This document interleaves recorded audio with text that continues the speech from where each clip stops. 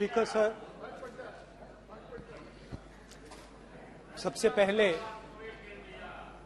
मैं आपका धन्यवाद करना चाहता हूं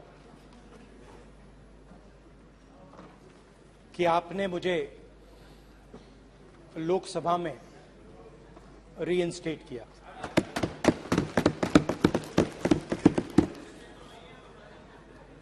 और पिछली बार जब मैं बोला तो शायद मैंने आपको थोड़ा कष्ट भी पहुंचाया, क्योंकि मैंने इतनी जोरों से अदानी जी पे फोकस किया कि जो आपके सीनियर नेता हैं शायद उनको थोड़ा कष्ट हुआ। तो वो जो उनको कष्ट हुआ,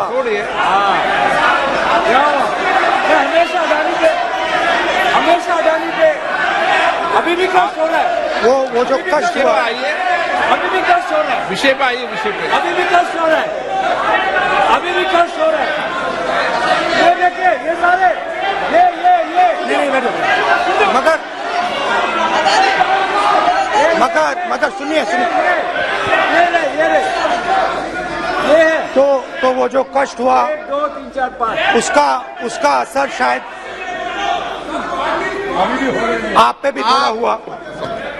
तो इसके लिए मैं आपसे माफी मांगता हूं, मगर मैंने सिर्फ सच्चाई रखी थी। मगर आज जो मेरे बीजेपी के मित्र हैं, आज आपको डरने की जरूरत नहीं है। डरो मत, क्योंकि आज जो मेरा भाषण है, डरो मत, और आप डरो मत।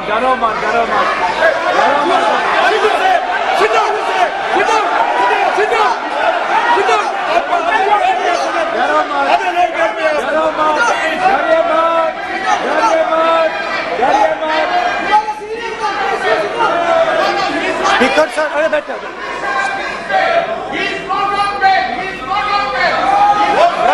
ब्रदर। तो आज कोई घबराने की जरूरत नहीं है। आज मैं अपना भाषण, मेन जो भाषण है वो अदानी जी पे नहीं बोलने जा रहा हूं। आप छोड़िए, तो आप रिलैक्स कर सकते हैं, आप शांत रह सकते हैं, क्योंकि मेरा भाषण आज दूसरी डायरेक्शन में जा रहा है।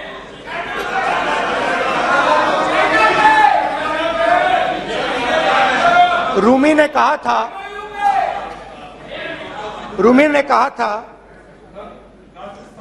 जो शब्द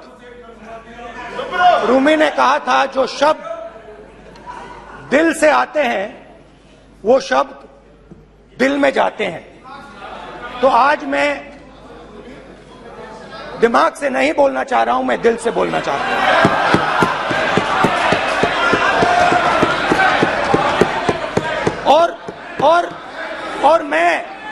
और मैं आज आप लोगों पर इतना आक्रमण नहीं करूंगा। मतलब एक दो गोले जरूर मारूंगा, मगर इतना नहीं मारूंगा। तो आप रिलैक्स कर सकते हैं। डरिए मत।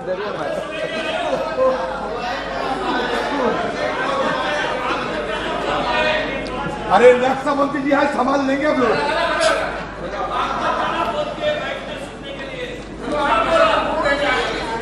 पिछले साल 130 दिन के लिए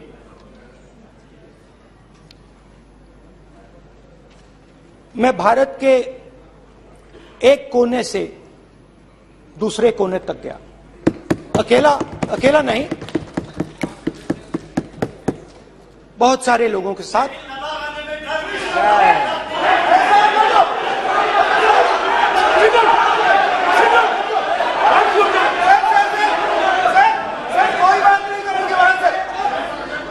सर, ये हमारा टाइम खत्म करने का साजिश है।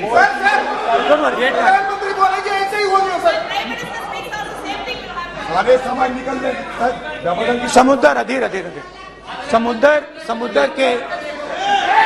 समुद्र के तट से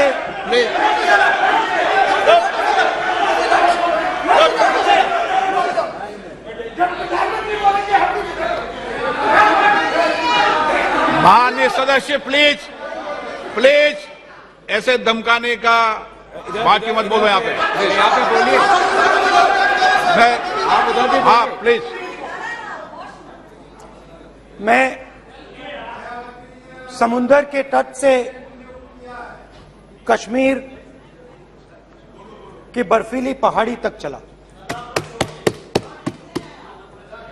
नहीं, लद्दाख को मैंने नहीं छोड़ा।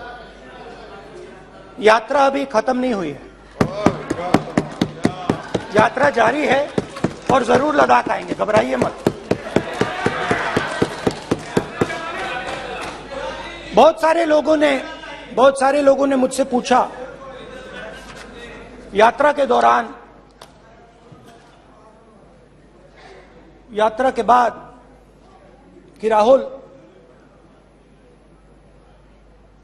तुम क्यों चल रहे हो, क्या तुम्हारा लक्ष्य क्या है, कन्याकुमारी से कश्मीर तक क्यों जा रहे हो। और जब वो मुझसे पूछते थे, शुरुआत में मेरे मुंह से जवाब नहीं निकलता।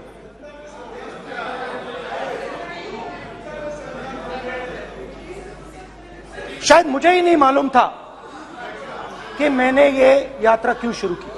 जब मैं कन्याकुमारी से शुरू हुआ, मैं सोच रहा था मैं हिंदुस्तान को देखना चाहता हूं, समझना चाहता हूं, लोगों के बीच में जाना चाहता हूं, मगर गहराई से मुझे मालूम नहीं था।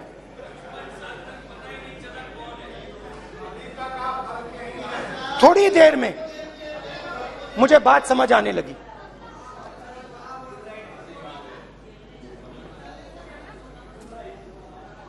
जिस चीज से मुझे प्यार था,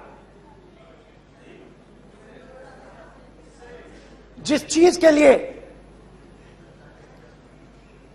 मैं मरने को तैयार हूं, जिस चीज के लिए मैं मोदी जी की जेलों में जाने को तैयार हूं, जिस चीज के लिए मैंने 10 साल हर रोज गाली खाई, उस चीज को मैं समझना चाहता था। ये है क्या जिसने मेरे दिल को इतनी। भाई आप रनिंग कमेंट्री बंद करो, नहीं तो हम भी चालू करेंगे। सुनने का जिस चीज धैर्य रखो। जिस चीज ने मेरे दिल को इतनी मजबूती से पकड़ रखा था, उसको मैं समझना चाहता। शुरुआत में जैसे मैंने शुरू किया, सालों से मैं हर रोज 8-10 किलोमीटर दौड़ता हूं, तो मेरे दिमाग में था कि अगर मैं 10 किलोमीटर दौड़ सकता हूं तो 25 किलोमीटर चलने का क्या मतलब, कोई बड़ी बात नहीं है। ये मैंने सोचा था। आज मैं उस भावना को देखूं तो वो अहंकार था कि मैं ये कर सकता हूं, ये कुछ नहीं है। तो मेरे दिल में उस समय अहंकार था।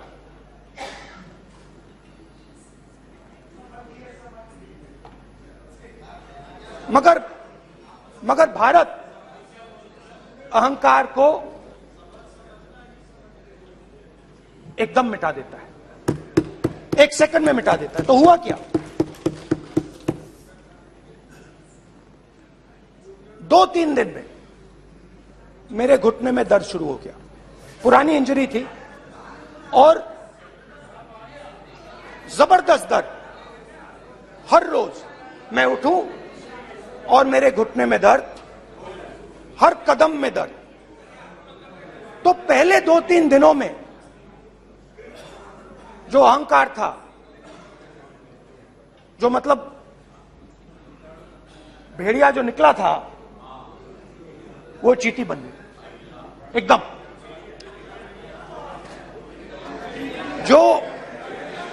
जो हिंदुस्तान को अहंकार से देखने निकला था, वो पूरा का पूरा अहंकार गायब हो गया। और रोज मैं डर डर के चलूं कि क्या मैं कल चल पाऊंगा। ये मेरे दिल में डर था। और जब भी ये डर बढ़ता था, कहीं ना कहीं से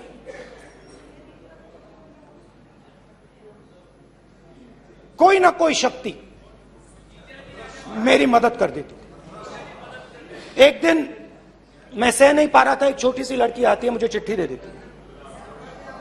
मैंने चिट्ठी खोली, 8 साल की थी, उसमें लिखा था, Rahul, I am walking with you, don't worry. उसने मेरे पैर में चोट देखी और उसने अपनी शक्ति मुझे दे दी।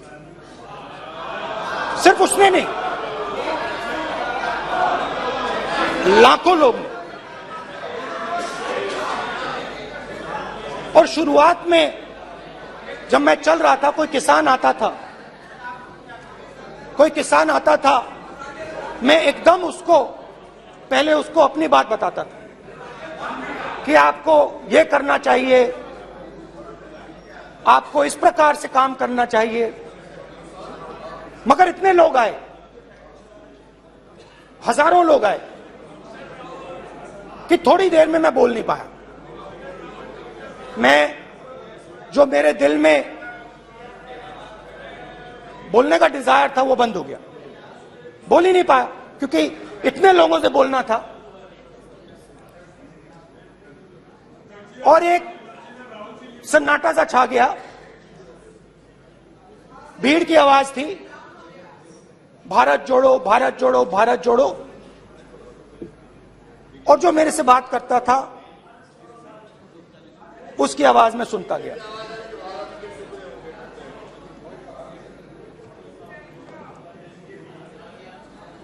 हर रोज सुबह 6 बजे से रात 7-8 बजे तक आम आदमी, गरीब, अमीर, बिजनेसमैन, किसान, मजदूर, सबकी आवाज।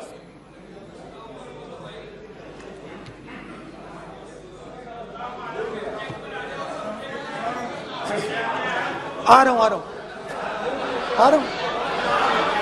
आप कल से रुके, अब थोड़ा और रुक लो, 5-10 मिनट रुक जाओ।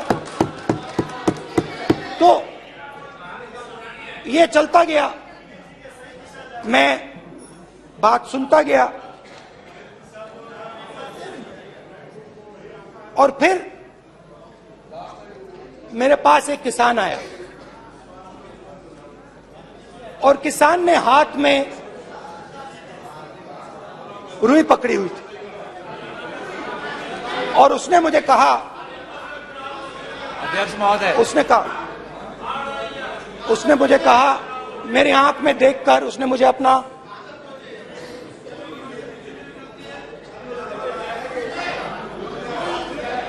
वो रुई का बंडल दिया, और उसने कहा, राहुल जी, यही बचा है मेरे खेत का यही बचा है, और कुछ बचा नहीं है। मैंने उससे, जो मैं नॉर्मली सवाल पूछता था, भैया आपको बीमा का पैसा मिला, वो पूछा। बीमा का पैसा मिला, वो पूछा। और किसान ने मेरा हाथ पकड़ा। किसान मुझे कहता है कि नहीं राहुल जी, मुझे बीमा का पैसा नहीं मिला, हिंदुस्तान के बड़े उद्योगपतियों ने वो मुझसे छीन लिया। मगर इस बार बड़ी अजीब सी चीज हुई। जब मैंने किसान को देखा और वो मुझसे बोल रहा था, तो जो उसके दिल में दर्द था वो मेरे दिल में आया। जो उसके आंखों में शर्म थी जब वो अपनी बीवी से बात करता था, वो शर्म मेरी आंखों में आई। जब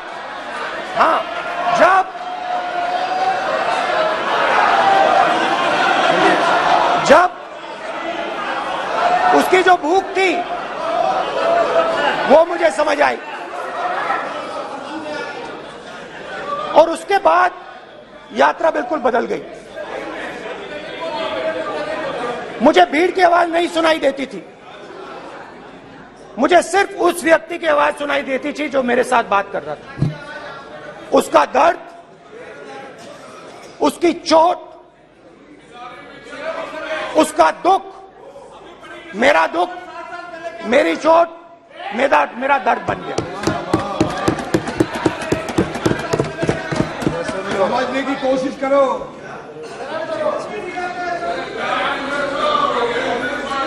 भाइयों और बहनों, लोग कहते हैं कि ये देश है, कोई कहता है ये अलग अलग भाषाएं हैं, कोई कहता है ये जमीन है, मिट्टी है, कोई कहता है ये धर्म है, ये सोना है, ये चांदी है। मगर भाइयों और बहनों, सच्चाई है कि ये देश एक आवाज है। ये देश सिर्फ एक आवाज है। ये देश, इस देश की लोगों की आवाज है। इस देश के लोगों का दर्द है, दुख है, कठिनाइयां हैं। और अगर हमें इस आवाज को सुनना है तो हमारे दिल में जो अहंकार है, हमारे जो डिजायर्स हैं, हमारे जो सपने हैं, उनको हमें परे करना पड़ेगा।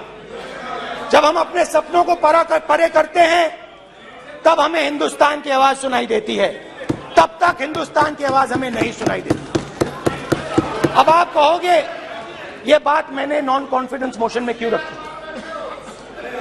इसका क्या मतलब है कि भारत एक आवाज है, भारत लोगों का दुख है, भारत लोगों का कष्ट है, मुश्किलें हैं।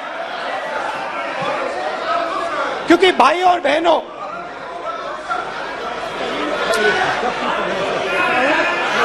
अध्यक्ष महोदय, अब पूरा सूद समय जवाब तुमको मिलेगा, पूरा सूद समय जवाब देंगे सर। फिर आप हमें मत रोकेगा सर। अध्यक्ष महोदय, फिर आप हमें मत रोकेगा सर। आप हमें मत रोकेगा, फिर आप हमें मत रोकेगा, आप हमें मत रोकेगा, फिर आप हमको मत रोकेगा सर। हम सब देख रहे हैं, सब सुन रहे हैं, आप हमको फिर मत रोकेगा। तो स्पीकर सर, भारत एक आवाज है। भारत इस देश के सब लोगों की आवाज है। और अगर हम उस आवाज को सुनना चाहते हैं, हमें अहंकार को, नफरत को मिटाना पड़ेगा। स्पीकर सर, कुछ ही दिन पहले मैं मणिपुर गया। हमारे प्रधानमंत्री नहीं गए, आज तक नहीं गए, क्योंकि उनके लिए मणिपुर हिंदुस्तान नहीं है।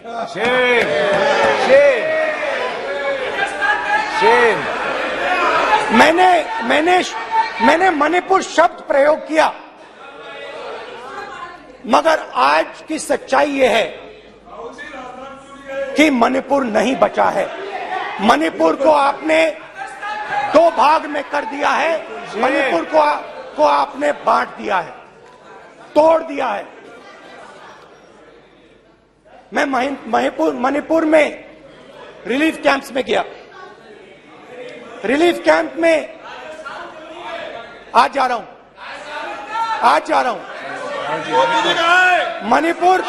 मणिपुर में रिलीफ कैंप में मैंने महिलाओं से बात की। ठीक है सर, आप हमको मत रोकिएगा। आप हमको मत रोकिएगा। You don't let him solve this. Sir, Don't allow him. पूरा टाइम Don't देंगे let him. Sir. Sit down. पूरा टाइम देंगे। Why you all this hooligan? कल देखेंगे, कल देखेंगे, कल देखेंगे। बात नहीं करेंगे सर, प्रधानमंत्री की बात नहीं करेंगे सर ऐसे।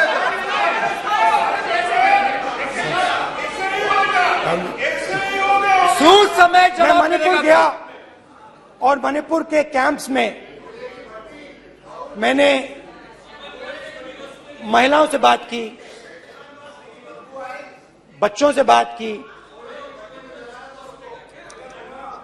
जो हमारे प्रधानमंत्री जी ने आज तक नहीं किया। एक महिला मुझे कहती है, मैंने उनसे पूछा, बहन क्या हुआ आपके साथ? What's this?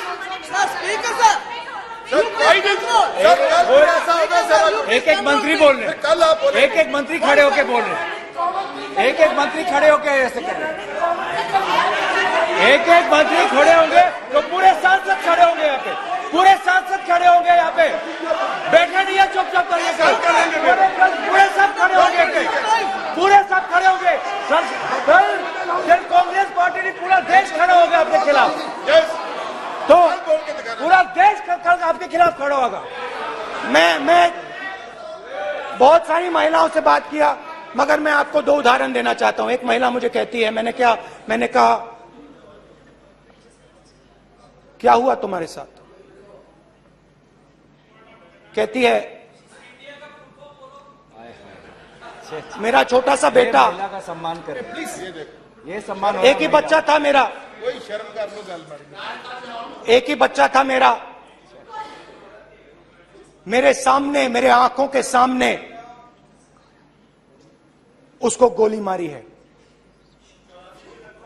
मैं पूरी रात, आप सोचिए, आप अपने बेटे के बारे में, बेटों के बारे में सोचिए, मैं पूरी रात उसकी लाश के साथ लेटी रही। झूठ नहीं, झूठ आप बोलते हो, झूठ मैं नहीं बोलता हूं। मैं पूरी रात उसकी लाश के साथ लेटी रही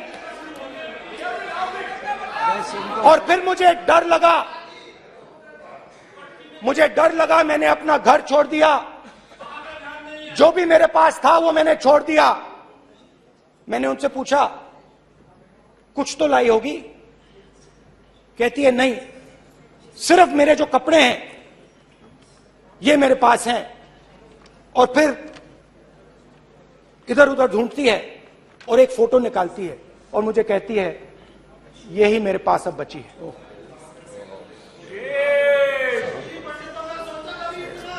एक और उदाहरण, दूसरे कैंप में मैं, एक महिला मेरे सामने आती है, मैं उससे पूछता हूं, तुम्हारे साथ क्या हुआ? क्या हुआ तुम्हारे साथ? और जैसे ही मैंने ये सवाल पूछा,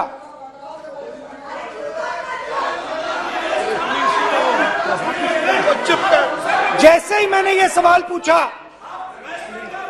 आप महिला का दर्द नहीं सुन सकते, महिलाओं का दर्द नहीं सुन सकते, महिलाओं का दर्द सुनने का आपका धैर्य नहीं है, महिलाओं का दर्द नहीं सुन सकते, महिलाओं का दर्द नहीं सुन सकते। जैसे ही मैंने उससे ये सवाल पूछा, बैठो, जैसे सर, जी सर, आप बोलो, शर्म करिए, शर्म करिए। जैसे ही मैंने उससे सवाल पूछा, तुम्हारे साथ क्या हुआ? शर्म नहीं है तेरे को? वैसे ही 1 सेकंड में वो कांपने लगी। उसने अपने दिमाग में वो दृश्य देखा और वो बेहोश हो गई। मेरे सामने कांपती हुई बेहोश हो गई। तो तो ये मैंने आपको सिर्फ 2 उदाहरण दिए हैं। स्पीकर सर, इन्होंने मणिपुर में हिंदुस्तान की हत्या की है, सिर्फ मणिपुर की नहीं, हिंदुस्तान की हत्या की है। इनकी राजनीति ने मणिपुर को नहीं, हिंदुस्तान को मणिपुर में मारा है। हिंदुस्तान को कत्ल किया है, हिंदुस्तान का मर्डर किया है मणिपुर में।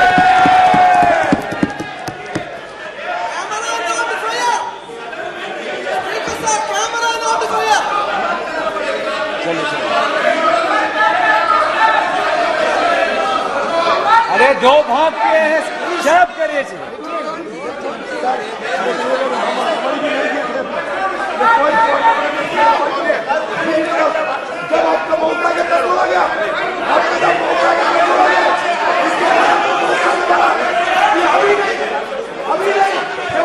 माननीय सभी सदस्यों से कहूंगा शांति रखें, प्लीज प्लीज। मणिपुर, हाँ क्या बोल रहे हैं? अब बोलिए।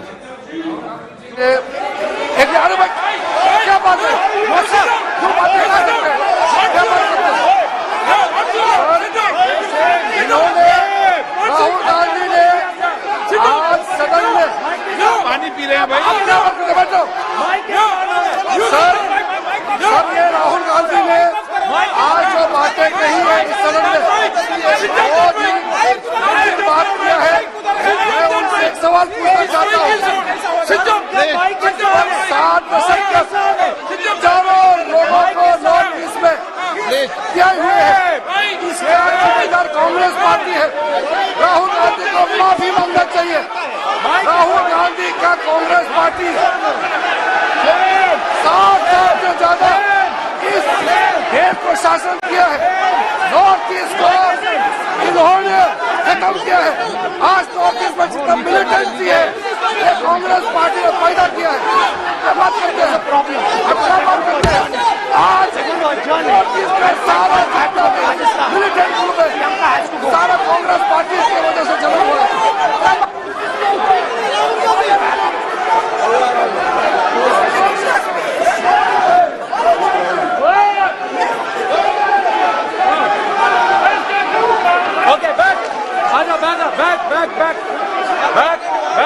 बैक हेमंत सबको पीछे ले आओ। बैक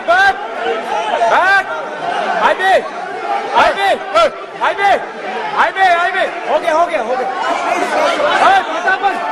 प्रतापन हो गया। आप भाषण नहीं सुनना चाहते हैं? आप भाषण नहीं सुनना चाहते?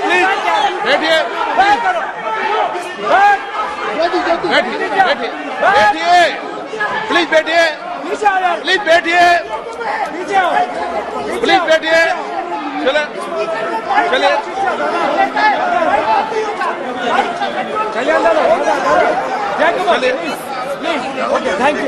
थैंक यू सबसे बड़ा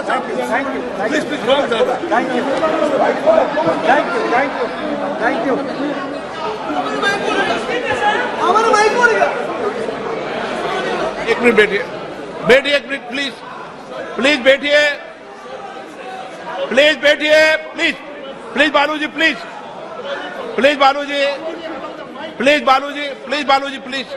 एक मिनट प्लीज बैठिए। माननीय सदस्यगण, ऐसे नहीं सकते। जिस तरीके का व्यवहार आप टेबल पर आकर कर रहे हैं, इस तरीके से सदन नहीं चलेगा। ये तरीका ठीक नहीं है। जब मैंने किसी को कहा है तो कहा है, ऐसे सदन नहीं चलेगा। और भाई के सदन नहीं चलाना चाहते अलग बात है। अब अपनी बात कही है, गलत तरीका ये। नो, ऐसे सदन चलने वाला नहीं है। जो माननीय सदस्य टेबल पर हैं, उनके खिलाफ कार्रवाई होगी। प्लीज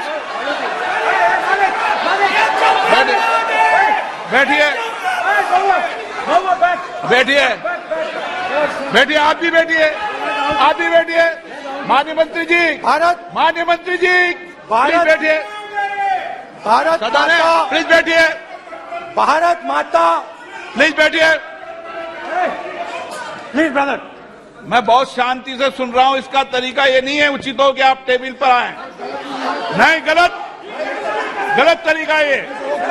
आप जैसे मैंने माननीय sir please please brother please भाई पानी लो। जैसे मैंने भाषण के शुरुआत में बोला, भारत एक आवाज है, भारत हमारी जनता की आवाज है, दिल की आवाज है। उस आवाज की हत्या आपने मणिपुर में की। इसका मतलब भारत माता की हत्या आपने मणिपुर में की।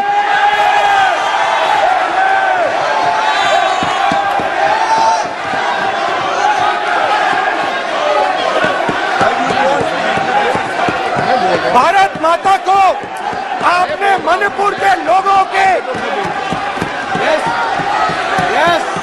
मारा, आपने मणिपुर के लोगों को मारकर भारत की हत्या की है। आप देश द्रोही हो, आप देशभक्त नहीं हो, आप देश प्रेमी नहीं हो, आप देश द्रोही हो। आपने देश की हत्या मणिपुर में की। प्लीज प्लीज एक मिनट प्लीज बैठिए, प्लीज बैठिए। अब सवाल आप उठता है, बैठना चाहते नहीं बैठना चाहते? आप बैठना चाहते नहीं बैठना चाहते? इसीलिए आपके प्रधानमंत्री बैठना चाहते आप? मणिपुर में नहीं मैं जा आपके सकते बैठिए आप, हैं क्योंकि उन्होंने प्लीज। देश की हत्या की है। मणिपुर में हिंदुस्तान की हत्या की है, भारत माता की हत्या की है। मणिपुर के लोगों के दिल में। प्लीज एक मिनट बैठिए आप। तो सवाल उठता है, एक मिनट बैठिए, एक मिनट। आप भी विराजे, आप भी विराजो। आप बैठिए सही, नहीं बैठिए रहने दो आप। चलो अब बैठिए आप प्लीज, बैठिए आप प्लीज। आप बोल रहे फिर आप भारत माता के रखवाले नहीं एक हो, मिनट माननीय सर। आप भारत माता के हत्यारे हो। प्लीज माननीय सदस्य प्लीज माननीय सदस्य प्लीज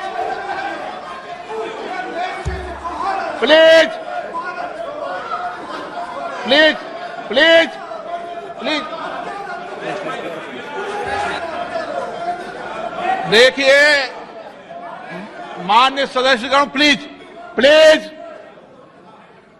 माननीय सदस्यगण, भारत मां हमारी मां है। हमें सदन में बोलते समय संयम बरतना चाहिए। मेरा अपनी मां की हत्या की बात कर रहा हूं मैं, मणिपुर में अपनी मां की हत्या की बात कर रहा हूं मैं, आदर से बोल रहा हूं। आपने मेरी मां की हत्या की मणिपुर में। एक मेरी मां यहां बैठी है, दूसरी मां को आपने मणिपुर में मारा है।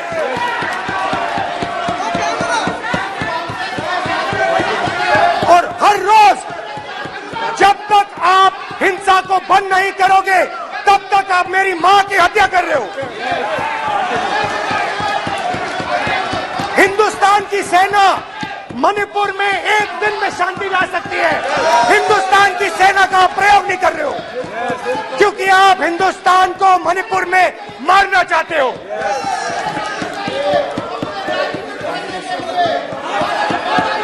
तो अगर नरेंद्र मोदी जी हिंदुस्तान की आवाज नहीं सुनते हैं, अगर हिंदुस्तान के दिल की आवाज नहीं सुनते हैं, तो किसकी आवाज सुनते हैं? दो लोगों की आवाज सुनते हैं। इसकी आवाज सुनते हैं, इसकी आवाज सुनते हैं, माननीय सदस्य और इसलिए सुनते हैं। नो ये गलत तरीका माननीय सदस्य। देख लीजिए अडानी जी के लिए मोदी जी ने क्या काम किया है। देख लीजिए, ये पहले आपको गलत तरीका आपका।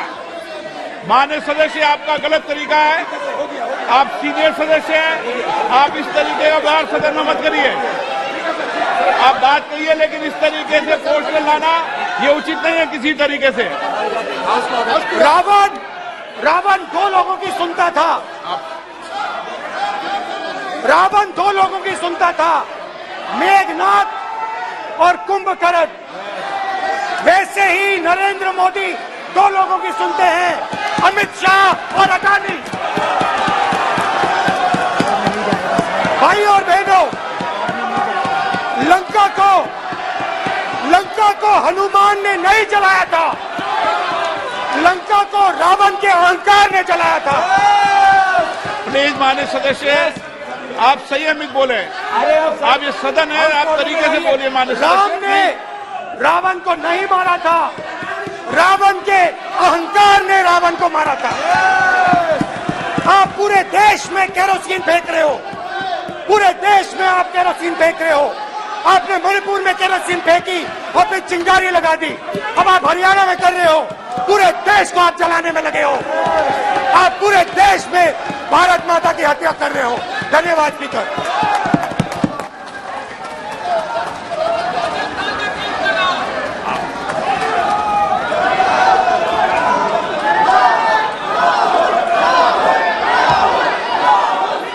आप सदन में किस तरीके का बोलना चाहते हैं? ये सदन है माननीय सदस्य, संसद है।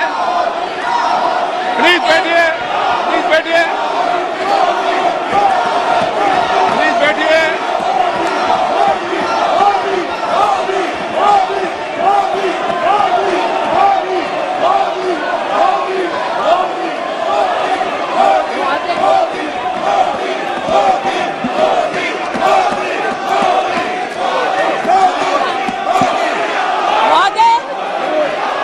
मुझे बोलने को आमंत्रित किया है और अगर सदन,